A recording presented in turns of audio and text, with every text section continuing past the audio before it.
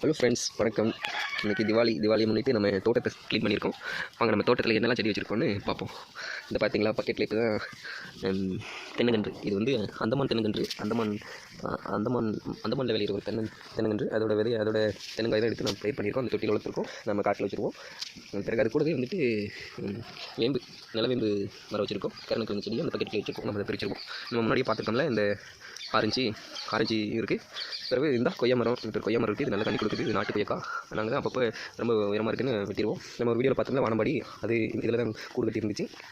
அப்போ நம்ம வீட்டுக்கு தேவையான அளவுக்கு இளநியும் தேங்காயும் கொடுக்குற அளவுக்கு ஒரு சின்னதாக ஒரு தென்னை மரம் இருக்குது தோட்டத்தில். அது பார்த்திங்கன்னா ஒரு சீத்த மரம் அண்ட் கோணக்கமரமும் நம்ம வீடியோவில் போட்டிருக்கோம் இருக்குது. பிறகு இங்கே பார்த்திங்கன்னா புளிய மரம். மோஸ்ட்லி புளிய மரம் வளர்ந்துச்சு. மரங்களை வெட்ட மனம் இல்லாதனால இந்த புளிய மரத்தையும் சேர்த்து நம்ம வளர்த்துட்ருக்கோம். நெல்லிக்கனி அதிகமானுக்கு அவை கொடுத்து நெல்லிக்கனி பாருங்கள். இது நல்லாவே வருடத்துக்கு கனி கொடுக்குது. இப்போ தான் சின்னதாக வந்துட்டு இருக்குது எலுமிச்சை பழ மரம், எலுமிச்சை செடி. அதோட சிப்ப செடி. இது வந்து மலஞ்சிதா அந்த செடி. அப்போ சின்னது மீதி எல்லாத்தையும் நம்ம தோட்டத்தை இன்றைக்கி தீபாவளினால எல்லாத்தையும் ஃபுல்லாக அந்த இலையெல்லாம் சுத்தப்படுத்திட்டு இந்த தண்ணி நிற்கிறதுக்காண்டி எல்லாம் வரப்பு எல்லாம் பண்ணி வச்சோம். நல்லா இருக்குது. நம்ம வாழைக்கண்ணு இதில் வந்து இது வந்துட்டு சும்மா ஷோக்காண்டி இருக்குது. அப்பப்போ நம்ம எதாவது விருந்தாளி வந்து இலை பறிச்சிக்கலாம்.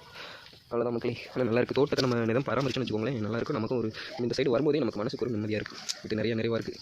அப்போ தோட்டத்தை நம்ம பார்த்துக்கலாம். இந்த தோட்டம் நம்ம சின்ன தோட்டம்.